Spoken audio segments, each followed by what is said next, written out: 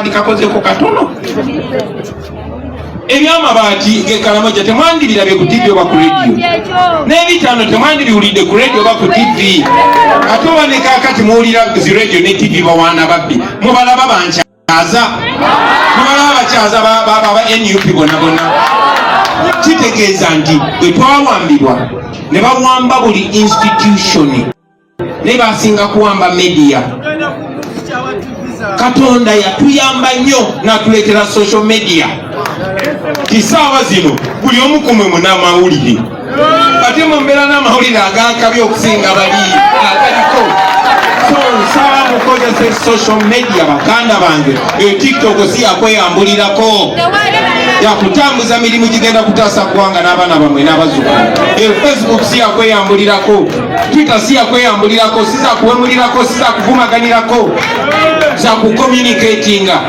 muzikozese following omwana gwalaba atambuza message yakabi ate blocking agasiya agezako okuza Uganda emabega mupromotinge ebiyigiriza abaana make revolution fashionable, make sense the new sexy, make it fashionable. Ensonga ezigasa eggwanga ezibangula abantu obwongo muzifuule nga zez'omulembe nga zezitrendinga nga zeziri kulu nga zeziri ku mulembe. Ekyo kijja tuyamba. Tulina omukisa nti abasinga mu Uganda muli bato mukikozesa ekyo baganda bange tusobola okukikola. Njagala okubajjukiza waliwo analyst omwe yakyogeddeko ate nzikiriziganya naye yagambye social media is the new bush war. Kati mwe muli mu lutalo ne bw'obeera kadaama ng'oli mu kiyumba sabula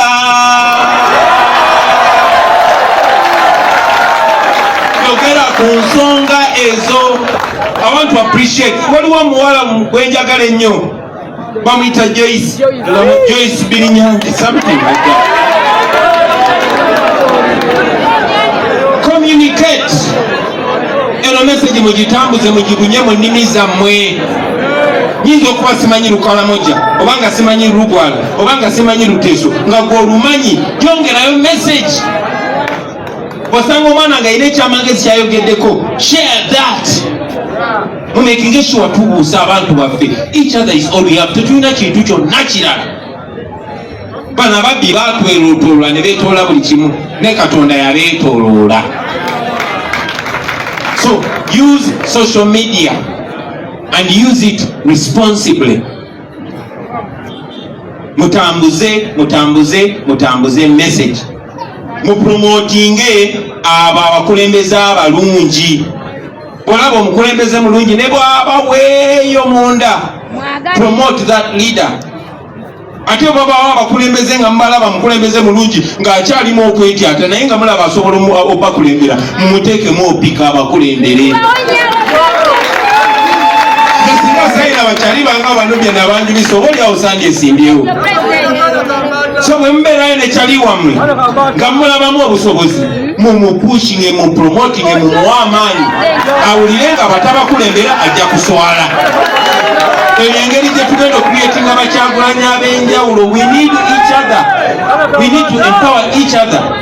Mubawa amaanyi baveeyo babakulembere. We must redefine this country.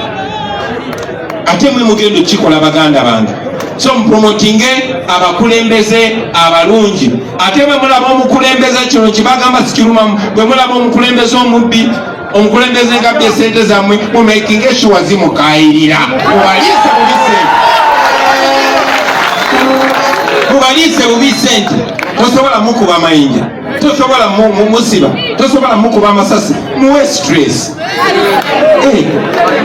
Mwamulowooza Museveni yebaka mutani wazuka 18 egy'ekiro nga alulugota na kabobi tukakenkana kati akatono bwekati mubawe stress. Simanyi bwekikola mbawa stress just by being me. Batugamba if freedom becomes a crime then be very free so that your own existence becomes a crime. So mubalise bubi sente zaffe. After all sente zaffe si sente zaabwe. Bawagulu baganda bange gamba saba temwerabira kukuumira baganda baffe abali mu makomera mu ssaala. Temwerabira temulekera okubanja baganda baffe nga Kalanzi, baganda baffe nga Machete n'abalala bangi bali mu makomera awatali musango. Ate abo tugeddeko be tumanyi naye bannayuganda bangi bali mu makomera awatali musango. Temulekerawo babanja, temusala muliro ng'olwokuba Olivia bamutadde ate n'Olivia puresha yambateresezza. Bali abaana bamachete bagamba tetugenda kukkiriza musango kuba tetwaguza. Era tukanya nabo tukiriziganya nabo Machete ne banno Kalanzi n'abalala yonna gye muli tuyimiridde nammwe. Obiyanga tuyimiridde nammwe, tubakumidde mu ssaala zaffe, tubabanja, tumanyi tuwande mujja kuba free. Naye ate ku lasiti abo abadongo bajja kisasulira kyebabakoze. Njagala okwebaza mwenna baganda bange, njagala okwebaza abaana bammwe ababakkiriza ne muwaayo obudde ne mubeera naffe. Njagala okwebaza abakyala bammwe ne baami bammwe ababeesiga n'oddayo ekiro enkya n'akusindika mu struggle ng'amanyi nti bayinza n'omuddiza omulambo. Njagala okwebaza abazadde bammwe. Ebiseera bingi tudde wammwe katwali ewasisaafu oyo nga bamutomedde oyo Megan ngamba oba kati maama we mutunulire ntya, naye ate munnange osanga muzadde we ate nakuzambuza maanyi. So mubatwebalize bamaama babasibe, bakyala babasibe, famire zammwe mwebale nnyo, mwebalire ddala. Mwebale kumanya nti bino tetuli ku byaffe, mwebale kumanya nti kino kye tukola kya ggwanga. Njagala okumaliriza nga neebaza abakulembeze bammwe, mwebale kutukulembera na kutudefining. Ekisemberayo ddala njagala kusomera poliisi, muli bafaala nnyo, muli badaawa nnyo. Kati wali twandibadde ku biiki, twandibadde tunyumirwa na bunyumirwa, tetwandyogedde na bitono. Kati olaba mwe muzeesuddemu. Kano olulala mutulekanga ne tubeera byaffe, kuba buli bwe mutukyankalanya tukyankalana, ate buli bwe tukyankalana nammwe tubakyankalanya. Mwebale nnyo, mwebalire ddala, Mukama abampere omukisa.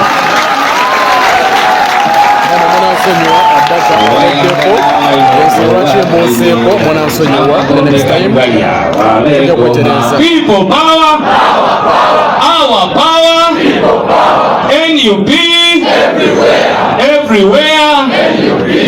Nabo wabavubuka bana munsaasire baire neerabidde. Olunaku lw'enkya basebo ne bannyabo tubayise wano ba food soldiers na mwenna tugenda kugaba omusaayi. Naye jangu nga weekakasa omusaayi gwo. Buvunaanyizibwa bwaffe, accidents nyingi zigwawo. Munnakampala tukwaniriza ku Richard Roy Furniture ewakaliga bano nga bakafuru mu kukolera furniture owawaka sako ne office. Bakolera ebitanda, sofa sets ezirabisa obulungi amakaago, dining table, wardrobes, dressing mirror. Richard Roy Furniture bakolera buli kibajje ekirabisa obulungi amakaago ne gamasamasa. Kola order yo kati ayagala okuteekateeka amakaago galabike bulungi. Tusangibwa wakaliga awo ku Ssekabaka Road opposite Pacify kumpuuta. Tukubire ku noti 76 noti 29 oba noti 7557 Richard Roy Furniture fiba kapoobo.